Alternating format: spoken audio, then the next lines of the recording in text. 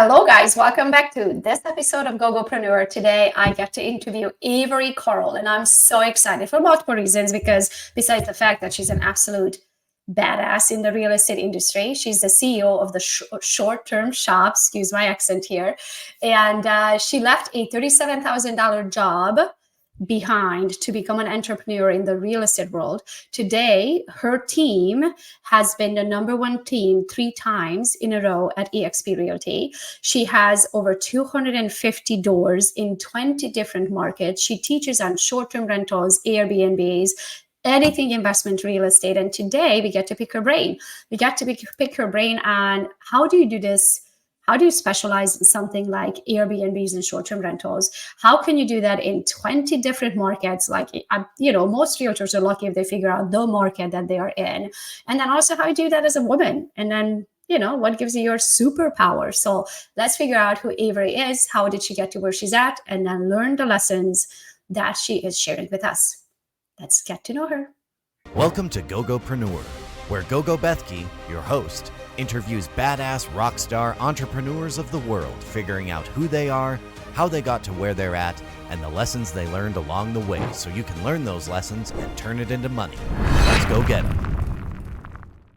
Well, it's so nice to meet you. You're an absolute badass. I cannot wait to dig in to see, how did the madness start and who is Avery?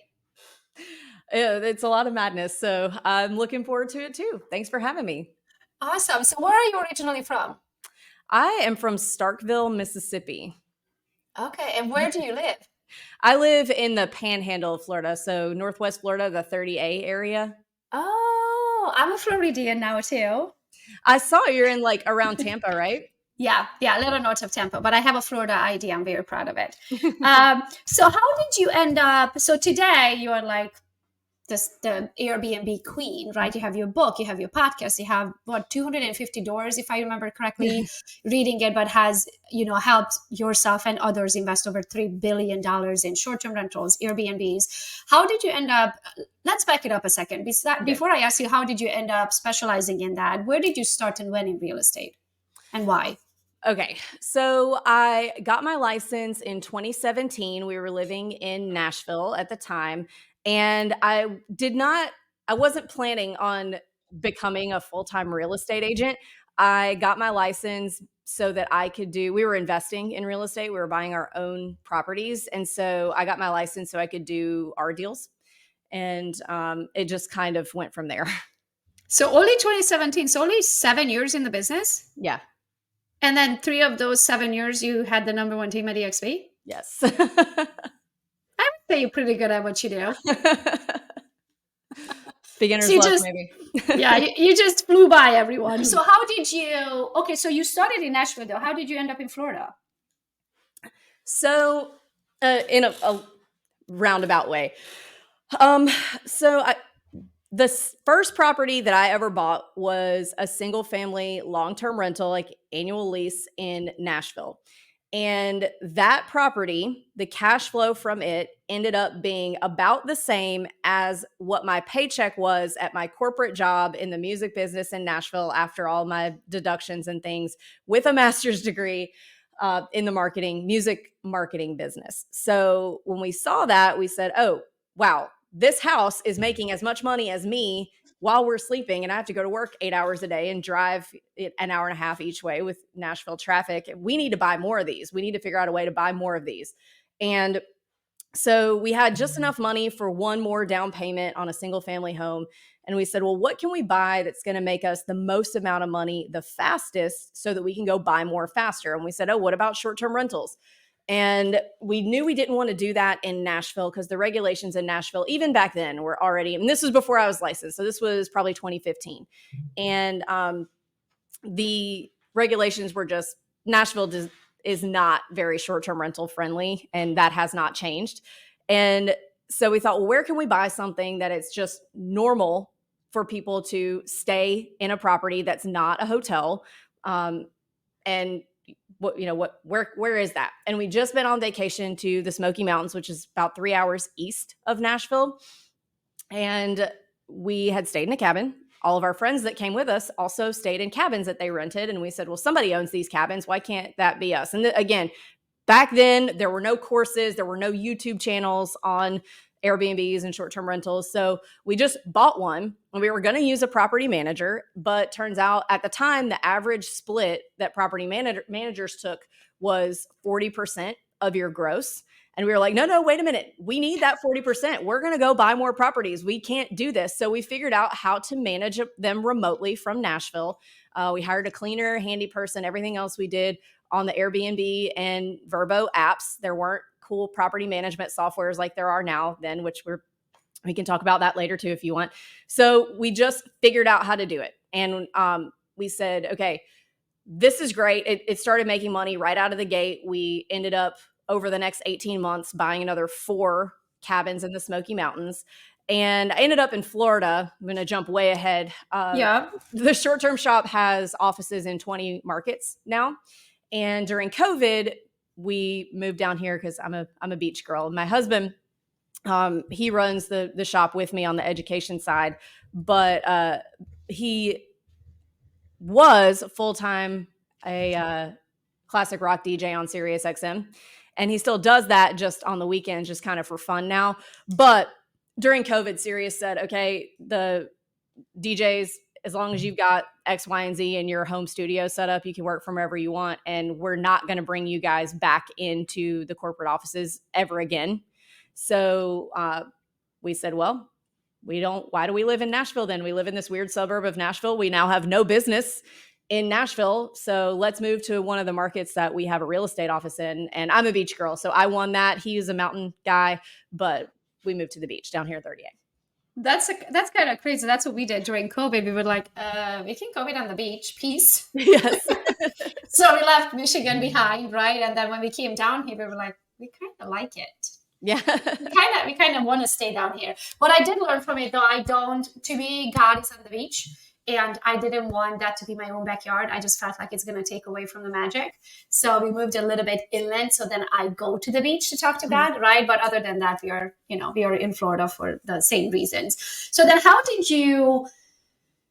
So you started so different than most people, right? So you weren't in it for the next commission. You started just to kind of save that commission on the already existing book of business that you were doing for yourself. Right. So I just wanted to, I was thinking we'd buy 2 or 3 houses a year and that I didn't actually do it for the commission. I did it because my husband is a New Yorker and he's difficult when it comes to interpersonal communication and negotiations. So I was tired of apologizing to agents for my husband's behavior. So I said, I'll get my license so we can cut that out of it. I'll deal with you and I'll get paid to deal with you. So yeah, that's so funny because we built this house that we live in down here in Florida, and I was not allowed to have the builder's phone number. Dwayne did not give it to me the whole year that it took us to build the house. I was not allowed to communicate with anyone because he knows I will eat them, right? And so he's like, you're not talking to anybody. I got this. I'll handle it. So I have that, he has the New York side. I have more of the Eastern European block, which is it's the same thing probably, right? I just don't have that cool accent that goes along with it. I have a different kind of accent. So you did the long-term rentals out of your 250, or how many doors do you have now? Because I read it from your bio, the 250, that probably changed. Yeah, we're at right about 250. We've added a few, sold a few things, but it hovers around that number. And all of them are Airbnbs or some of them long-term rentals? Like, do you have syndications? Like, how do you mix it up? So no syndications. It's a mix of short-term rentals. So we have 8 short-term rentals. Everything else is single-family, long-term, and apartment buildings, long-term. So even though I specialize in selling Airbnbs, and that was the thing that kind of kickstarted our success in real estate investing, I do think that it's a good idea to have a little bit of everything in your portfolio. Yeah. So we started backwards. We started with syndications just because I didn't have the time. And I was like, just take the money, give me the tax write-off, and you guys figure it out. Then we went into an Airbnb, and then we started doing long-term rentals. So we kind of did it backwards, where people started long-term, then short-term, then syndications.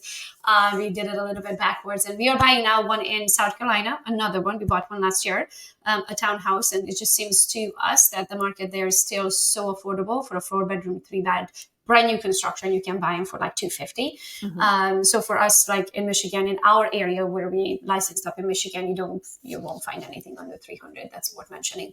Let Yeah. alone a brand new construction. So the numbers still make sense. So that's where we are buying. We are using a property management company up there, but we are managing our own Airbnb. So learning one step at a time.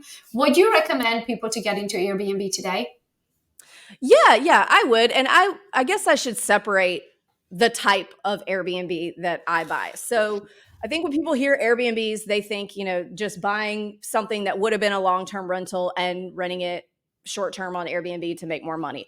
I only buy vacation rentals in vacation towns. So I own in the Smoky Mountains in Tennessee. I own down here in the Florida Panhandle, at Destin, 30A, Cape San Blas area. So these are only areas where people are going on vacation. There's not a lot of hotels in these areas. So, these are not, I probably would not go buy an Airbnb like in the town I grew up in Mississippi, or like in Houston, or, a metro area, just because of regulations and dealing with, there's a lot of hotels in those types of markets, which are ultimately what ends up being in control of the regulations. So I focus only on vacation rentals sides of the Airbnb. So to answer your question, it depends on the market. So there's a lot of markets that had like no Airbnbs up until COVID, and then they got a ton of them, like mostly metro markets.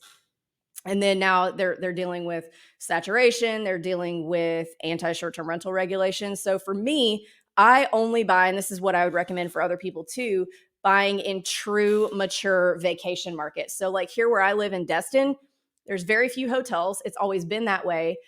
Everybody that comes here has always stayed in vacation rentals. Like my grandmother, who is 96 years old, has been coming here from Mississippi to stay in vacation rentals since 1937.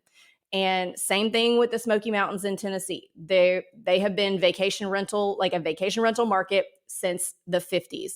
So these are areas where, a lot of people are like, oh, Airbnb is a new thing. It just popped up in the last 4 or 5 years, just popped up at COVID. No, it didn't. No, it didn't. It's actually a very mature asset class. It's just the way of doing it has changed with the inception of Airbnb and Vrbo and a lot of different things. So I would recommend vacation rentals. I don't necessarily recommend a short-term rental in a metro market that is competing with hotels. And I'm assuming someone who's reading your book, which is short-term rental, long-term wealth, would learn, would learn a whole lot about this, correct? Yes, they will. They will. So when did you and why did you write a book?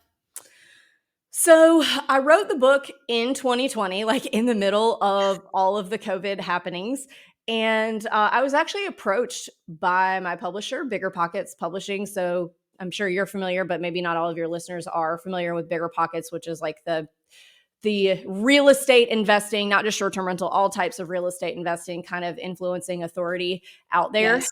And so they approached me and asked if I would write. They didn't have a book on short-term rentals yet. They had some other types of books on other asset classes. And so they asked me to write it. And I was like, well, hell yeah, I'll write it. So did that, actually working on another one. I've not mentioned that on any other podcast yet, but it comes out in February, and I'll make sure to get you the info and the landing pages, et cetera, when it does. What is it going to be about? It's going to be building on the previous book. So it's going to be called Smarter Short-Term Rentals. And so whereas the last book was kind of like a beginner's guide to getting started, this is more of like the deeper strategies and operations and things like that. Got it. So let's talk about operations. Maybe just give us like the top 3 tips for Airbnb recently, like your last 3 lessons running Airbnbs. Okay.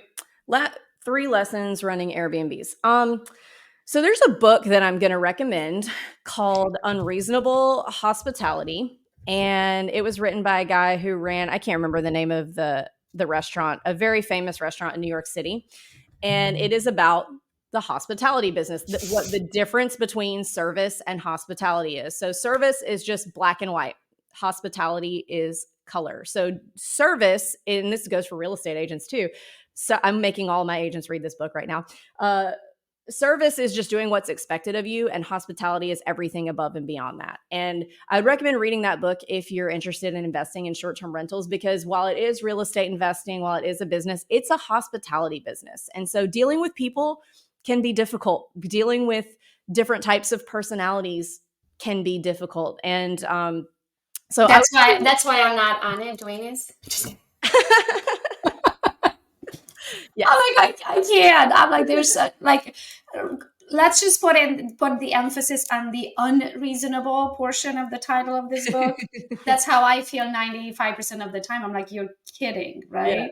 But Yeah. no, Yeah. it's unreasonable request at times. Yes. Yes, totally unreasonable. So I'd recommend reading that book to overcome any type of, dealing with people, because a lot of times when they're being jerks, they're not doing it specifically personally to you. They're just Yeah. existing the way that they exist. Yeah. So three things I've learned. I would say definitely understand that it is a hospitality business. Understand that stuff is going to break and things are going to go wrong. You can't Yeah. prevent things from going wrong, but what you can control is how you handle those things. So, if I've seen investors, clients of ours, buyers of ours, that when something goes wrong with their house, instead of, like, let's say, I don't know, there's a leak in a pipe in the ceiling. And instead of making a phone call to a plumber to come fix it, they want to go start, why didn't the seller disclose this? Let's go sue the seller. And it's a lot cheaper to call a plumber and handle the problem than it is to hire an attorney to determine whose fault the problem was. Like, when you own real estate, you just have to fix the problem and not worry about why it happened, whose fault it was. Like, we got to fix it and move on. So that's definitely a big lesson. And if your personality type is not that, then don't invest in real estate. And Yeah. that's okay. You could do a syndication, you could do other things, but if you're somebody that that's going to be really upset about why, then rather than just fix the problem, then it's probably not going to be for you. And last lesson, if anything happens more than 3 times, you need to create a standard operating procedure around that thing. So if it's happened more than 3 times, this is something that is going to continue happening, and you need to figure out how to get in front of it. There's another good book called Upstream about that. You need to get upstream of that problem and fix the problem upstream before it happens. So fix whatever you need to fix up here before it gets down here and the problem happens again. I wrote down both of them, and yeah. So Dwayne got it handled. I really enjoy making the money and then figure out where and how should we invest it, right? But to do the actual nitty gritty when it comes down to after they're rented, or we have the long-term rentals and the short-term rentals. After they're rented in the long-term rentals, Dwayne collects the checks and does whatever, pays off loans if we have them, if not, and then in the short-term rentals, he does all of the communication and all of that stuff. I do not enjoy that. I do not have the patience for the nitty gritty. Mm-hmm. I'd rather just put my head down, go make more money, so then we can invest it into further more things. And then when did you start a team, and how did you end up with 20 short-term shops? Well, so in 2019, it was kind of out of necessity. I was super pregnant with our first child, and the Smoky Mountains, where I was selling most of the properties, are 3 hours away. And so from where I lived, I didn't need to be 3 hours away from my hospital about to have a baby. So, and I was starting to get really, really busy. And looking back at like the complaints that I had and the things that I dealt with clients around that time, I probably should have started a team a year earlier, but I had a lot of trust issues, which we can get into. I had a lot of trust issues from the first hire that I made. And so I just didn't. I didn't trust anybody to help. But really, I was overwhelmed and I wasn't communicating with clients well. And I was kind of leaving them hanging and taking too long and things. But I started the team then out of necessity because I couldn't travel for work anymore. So I started out just like, okay, you're my showing assistant. And then you're like, eventually moved up that first agent who's still with me to a full agent. And then once I realized, like, okay, if I train people right, I can trust them to take my clients, then we got a few more. And I got out of production altogether in 2020. And we ended up with all the different markets, because I found that, investors, they buy more than one property. Usually, with long-term, they'll buy a lot of properties in one market. So if you get an investor client, they're going to buy multiple properties with you. And when it comes to short term, especially vacation rentals, it's so much fun to own them. And so many people will say, okay, I want a mountain house. All right, next I want a beach house. That when they buy multiple, it will typically be in different markets. And so they'd come to me and say, hey, do you know anybody in this market that's like you that could serve us the way you guys served us so that we can be successful in this market? And I got several requests for Destin, where I live now, which I So was if you get it 3 times, right, then you need a new exactly. SOP. Yes, Yep. yes, exactly. So and we were looking at investing down here in Destin as well at the time. And I said, oh, well, why don't I just get an agent there? And so it's kind of grown organically with where our clients are coming back and saying, hey, do you have anybody in this market? And, I keep an eye and see where the trends are going and where the good places to invest might be. We're probably not opening any more markets this year, maybe next year, but we're holding tight right now. So then I'm assuming you're also using that for agent attraction purposes. I don't even think we mentioned that you're at EXP yet. So I'm assuming as you are opening markets, you're searching for agents in those areas. They will end up being your partners at EXP, correct? Correct. Yes, they do have to come over to EXP to join the short-term shop team. Yeah, that's how I do it too, because I want to know that you're invested into our partnership as much as I'm invested into ours, right? Yeah. So when did you join EXP? I joined EXP in 2018 or 19. I hopped around. I started at Keller Williams. I started getting my own business like pretty decently. I would have 4 or 5 deals going at any given time. I got recruited to join a team, and they like dazzled me with all of their technology and things. And I got on the team, and I hated it.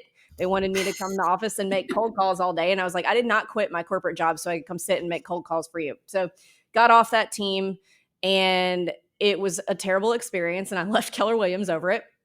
And then I bounced around between a few, and that was very short. That was like my first 6 months in real estate.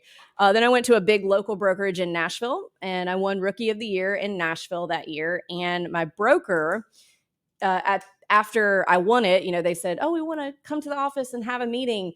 And the first thing he said to me was, "So how'd you do it? Is your husband a developer and gave you all his listings?" And I was like, "Excuse me? No, I didn't. Like, I actually did this work on my own, and it was not given to me by my husband." And so I left that brokerage over that. And then I was with another local brokerage who was great. But the problem was that all these brokerages were in Nashville because that was where I lived. And there was a rule in Tennessee, you had to live within 50 miles of your broker. And the problem was the MLS access that I needed was 3 hours away. And you had at the time, the brokers had to go physically drive there and sit through their broker orientation to get MLS access. And so I couldn't keep going around asking these local brokers to get the MLS access that I needed for one Yeah. agent. So then I got recruited to EXP. Cher Ross, who's a friend of mine, she was in a really huge 80s band called Vixen. They opened for Kiss and Ozzy Osbourne and all these crazy people. No way. Yeah. It's she's in it's so South cool Florida. it's so cool how you're mixing your previous career Yeah. with your real estate career. Yeah. Like you still keep the same, group of people. It's just in a different, caliber now. Yeah, absolutely. But anyway, she had me talk to EXP, and they had the MLS accesses that I needed. So I was like, all right, sign me up. And I've been with them ever since. They've been good to us. So. Oh, that's awesome. So can I ask you what it's like? What does your organization look like at EXP? So we have we have a team, a satellite team leader in each state. We're in 8 states, but several markets within the state. We have a VP of operations who handles is over all of our transaction coordinators. I really am more of like a chief marketing officer role nowadays than anything else. We've got our education department, which is my husband. So we do a lot of training our clients on how to run their Airbnbs. We do all that for free, actually. If you buy with us, then we teach you how to manage it for free. And Wow. who else do we have? And then a lot of VAs, two Yeah, really, really good ones. that's awesome. Yeah, I couldn't do what I do without my VAs. My gosh. And Christy. I mean, Christy is my COO. She's been with me now for 14 years. Everything that we have built together. So sometimes I joke and say she knows more than I do. And And if I ever get hacked, it's the first person they're gonna be knocking at Christy's door, right? Because she has known everything. But I couldn't do what we do here either without help, right? I have a very specific personality, and for everything else, I know I need to hire it out, or I wouldn't be enjoying what I do. Do you enjoy what you do? I do. I do enjoy what I do. And I'm one of those weird people. I really like work. I really like hard work. Yeah. And I also really like school.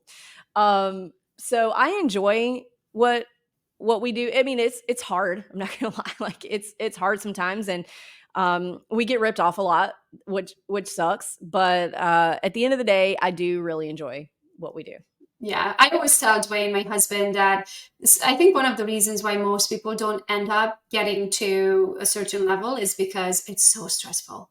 And if you don't learn to handle stress, if you take it home, or if you allow it to, hurt your health, right? Mental health or physical health, or get overweight over it because you're going to eat yourself to happiness, right? There's so many parts to entrepreneurship, then I feel like you just have to have such a good mind control to not allow people to get to you. Every time, if I get a dollar, every time people is like, "Oh, you must have a sugar daddy," and I was like, "No, actually, I retired my husband, right? Like, and he's 40 something. He's not 70, Yeah. retired. He's 40 something, and I retired him a few years ago. It is there's just a certain what do they call it? People look at you funny at times. Let's just put it that way. They take Yeah. your gender or your looks, and they assume you don't have a brain because you're a blonde woman, right? Right. So, what are you looking forward to? I am looking forward to interest rates stabilizing. And what are Moving you? Well, forward. that should help. November is around the corner. It should help Yeah. you, right? It always comes down around that time. What about in your personal life? So, how many kids do you have? I heard one pregnancy. Do you have more? Yes, a 5-year-old girl and a 3-year-old boy. Oh, And they're little. They're yes, they little. are little. That's Um, awesome. yeah, they're super fun. We've got my daughter's birthday party this weekend, so looking forward to that. And I am very happy with with the freedom of time that building this business has allowed me and my husband. We both it's it's like, yes, we both work, but we can also both give our kids like the experience of two stay-at-home parents. Yeah. So I mean, he gets looked at funny, like you and I might get looked at funny for Yeah. one reason, but when he's the guy volunteering to go on a kid's field trip and it's all moms, he gets looked at weird. And they're like, "Oh, do you not work?" And he's like, "Well, actually I do. But I Exactly.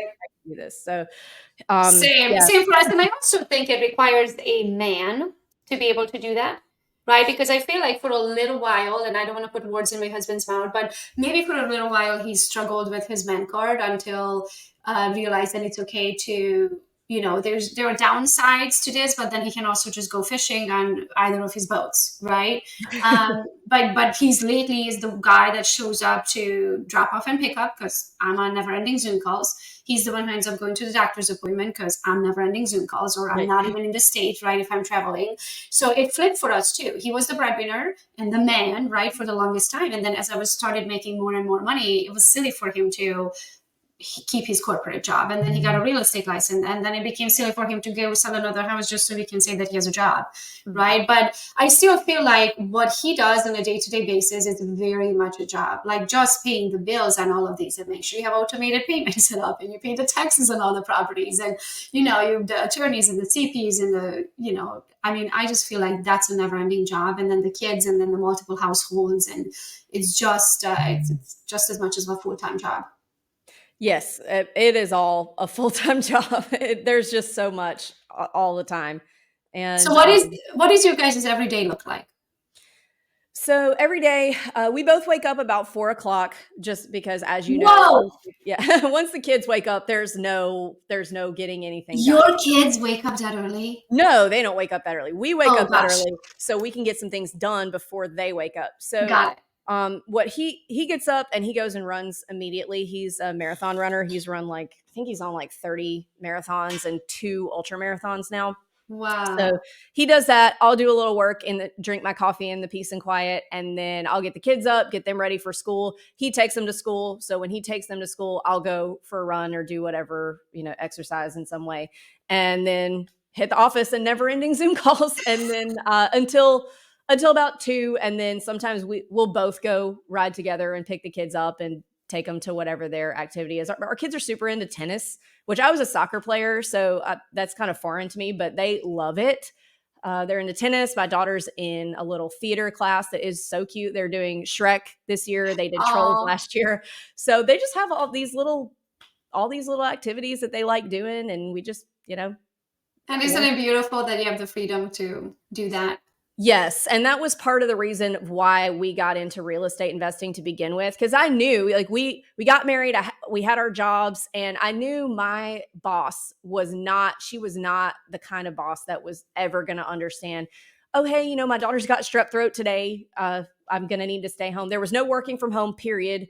There was no anything, if she was staying till 11 o'clock at night, even if I was done with all my work, I was also staying till 11 o'clock at night and sitting there making sure she didn't need anything. And it felt stupid to me. It was Yeah. like, why am I spending all this time? And I knew we wanted to have kids, and I was constantly like on indeed.com, like, I need to find something. I need to find some kind of job where I can be home some with the kids and not have to put them in daycare from 7 in the morning to 7 at night.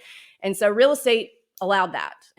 But I think you do have to have a certain kind of personality to have the discipline to be able to make that work and not just let it fizzle and be Yeah. successful at real estate. But real estate has really given us the ability to do that. And then both of you have, so I'm assuming now both work from home. Do you have your own office or do you share a space? We do not share a space. That is not going to work. We have found that out. So we actually we bought a mixed use building about a mile from our house. It's in this cute little area with lots of restaurants and stuff. So the first floor is an office space. It was an interior designer's office. And then upstairs is a 3-bedroom Airbnb of ours. So I kind of almost get like a free office. I pay rent. My Company? LLC pays rent to my husband. So, and then we've got the Airbnb upstairs that makes money. So I've got this whole, like, I haven't done a good job of it. I really only have 2 little backgrounds set up, but I need to get all the furniture out of here and just make every single space like somewhere you could record again. So I've got my own office. He works from home. He likes it like that. But we can't work in the same office. That will be just too much togetherness. Yeah, yeah. We went from doing working full time in corporate America, or working 8 hours and driving an hour there and back, or traveling on top of it, so where we barely saw each other, to all day, every day, everything we did together. So yeah, the same here. We enjoy. Don't get me wrong. He's my favorite person on earth. But being all day, every day with someone, it will get old. So I'm happy that you guys recognize of, like, how Yeah. you feel comfortable doing your thing. So when it comes to investing into real estate, right? I feel like so many people just don't know where to start. How did you just happen to run into some money and then you bought your very first investment in the Smoky Mountains, or how did it start? Did you take out a loan? Did you take a risk? Where did it start for you?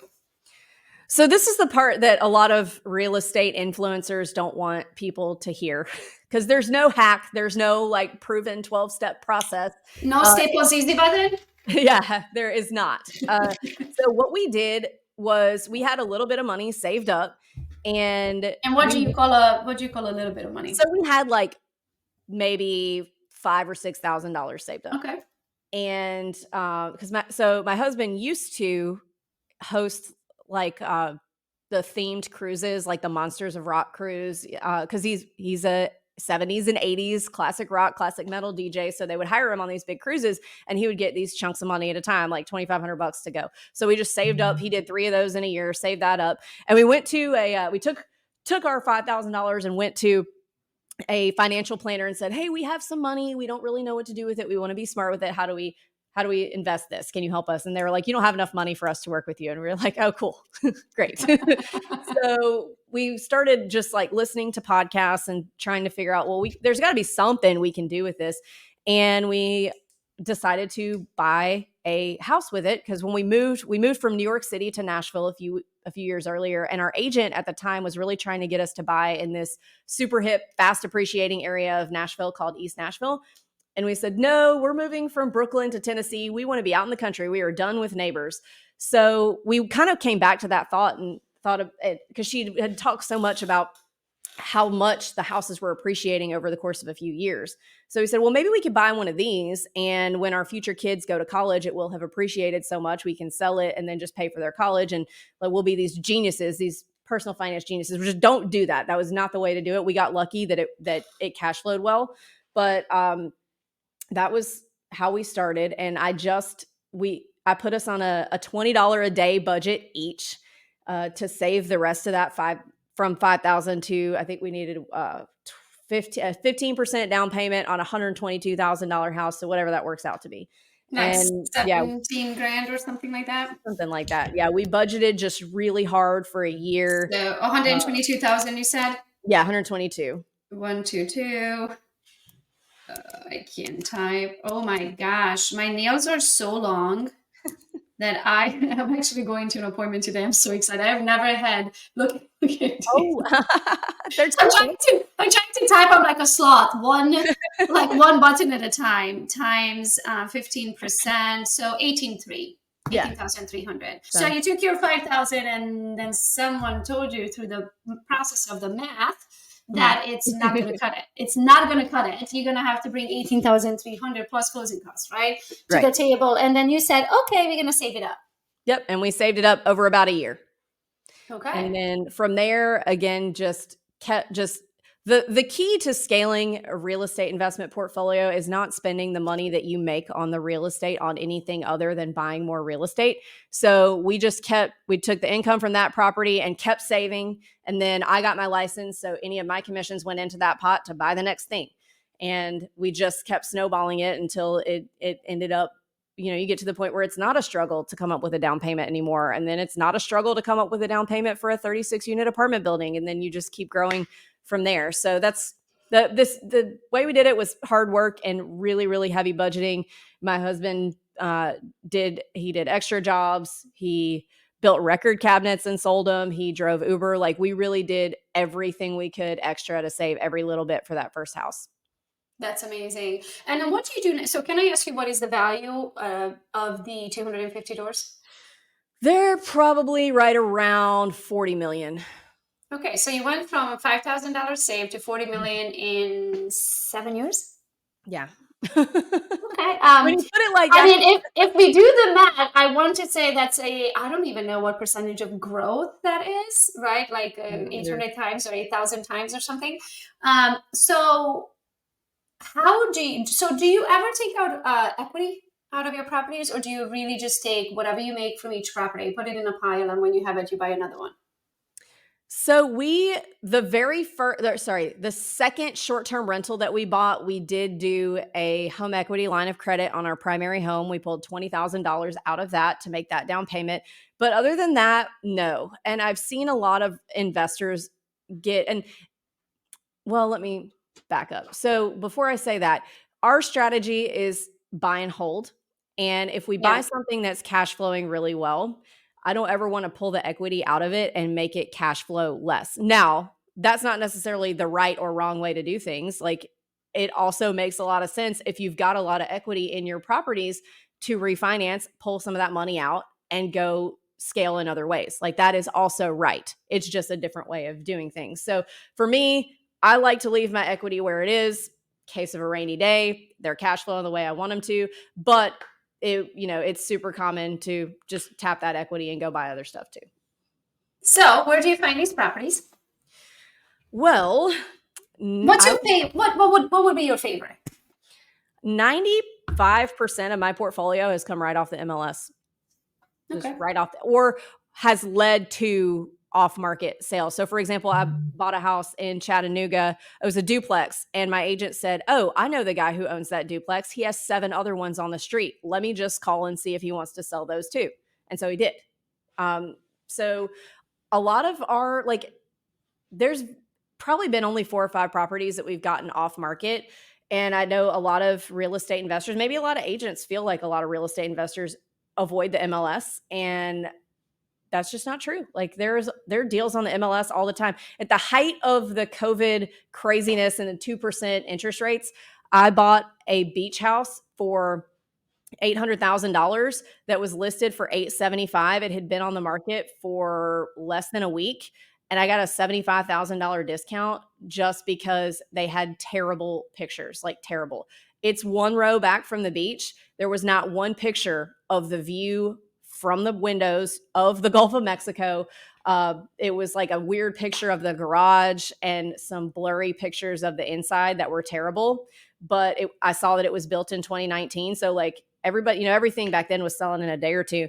But just because of bad pictures, I was able to get a great deal right off the MLS. So MLS, I love it. I love, high days on market, bad pictures. I like high square footage, but low number of bedrooms, because that typically means there's probably some other spaces that are used as bedrooms, but for some reason are not allowed to be called that on the MLS, whether it's they don't have a closet or septic system or whatever. That on Airbnb is a bedroom, as long as it's an actual bedroom. You can't have people like sleeping in dining rooms and calling it a bedroom. But MLS. So, are you afraid of work, or do you prefer the property to be in good condition? I love work. I love an ugly property. I love a beat up property that other people don't want. So I've bought turnkey stuff, but all of our best ones really were properties that needed some love.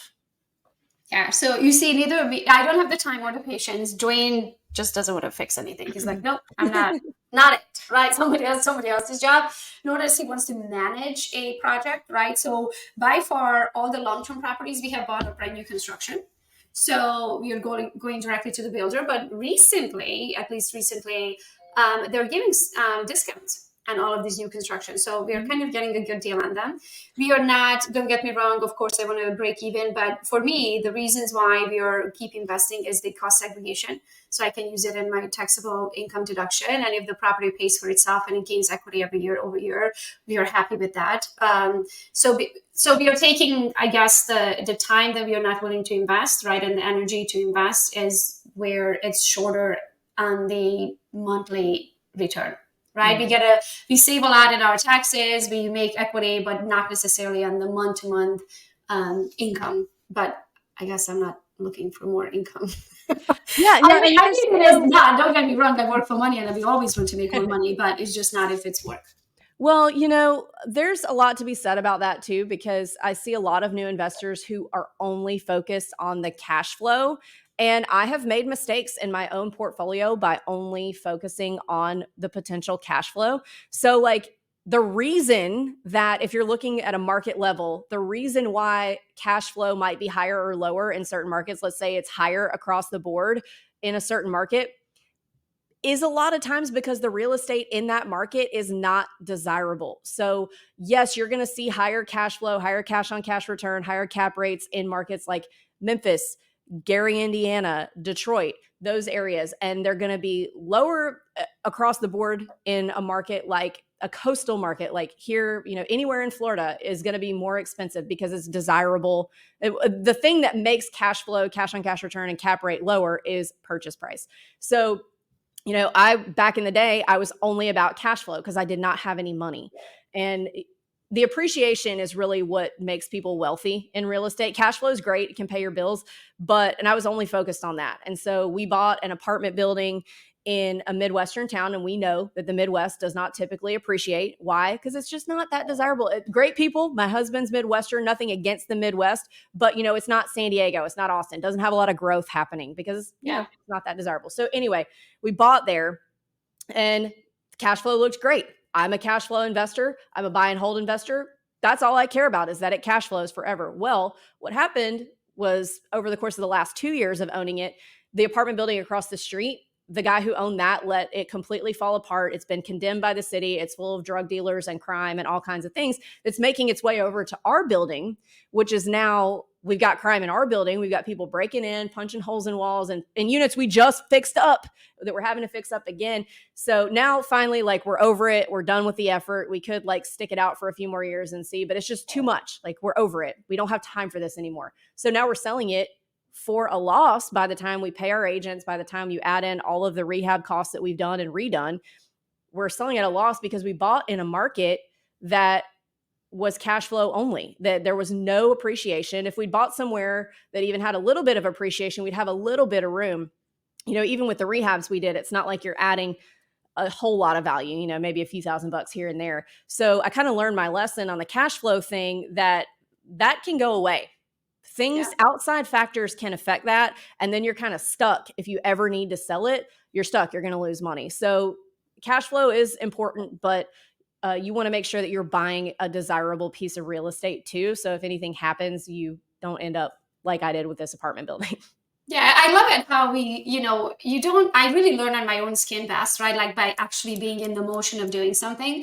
And so we bought this 3-bedroom, 2-bed last year, and it cash flows. I mean, it pays for itself. Really, where we made the money is we got about $49,000 tax break, right, by the cost segregation. And then it also went up about $40,000 in equity, right? So I was like, okay, there's 190 some, $100,000. I'm like, we good. I'm happy with that. But then now this pretty much almost the same complex is 4-bedroom, 3-bed, and it rents for almost $600 more because it has one extra bedroom and one extra bathroom. So now that is definite cash flow, and I'm going to get the cost segregation, and I'm going to get the equity in it, hoping just, it's going to go up in equity just as the other one did as a new construction. So we're learning, everybody's learning and I'm sure that you're never going to make that mistake again, right? This is the whole point of the lessons and going through that lesson is that now next time you're like, okay, let me just look at the area. Let me know what's going on. I might be willing to make a little bit less monthly, but then not have to have the headache of having to sell in a couple of years, potentially at a loss. Well, thank you so much for being here today. What would be your closing statement? If someone wants to be Avery when they grow up, what do they need to do? So as a real estate agent, I would say to find your niche, and copying someone else's niche is not going to work. So if you heard me on this and you're like, oh yeah, I'm going to go I'm going to be the short-term rental person. That's not authentic. You have to find the thing that's authentic to you. That just happened to be what I was doing at the time when I got licensed. And that was where the business came easily. So for you, find that place where the business comes easily to you and focus on that as your niche. How about in personal relationships? In personal relationships, I was going to recommend a book, but then I couldn't remember the whole title. I think responsibility is key. It's very easy. Just like I was talking about earlier with you're not going to be good at investing if you're more worried about whose fault it is that the problem is happening than fixing the problem. Same thing with interpersonal relationships, whether that's marriage, business, anything. Real estate and business and life really is about relationships. And if you don't take responsibility for your own actions in any of those places, then you won't be successful at any of them. Love it. Well, thank you so much for your time. I believe that an hour of your time is an hour of your life. So I appreciate it very much for spending with us and then to share your knowledge with the world. On Instagram, they can find you at The Short Term Shop, correct? Correct. Yes. So the Short Term Shop is the brand. I actually started a new personal one also. It's the Avery Carl. You can follow me either place. Awesome. And would the website be theshorttermshop.com?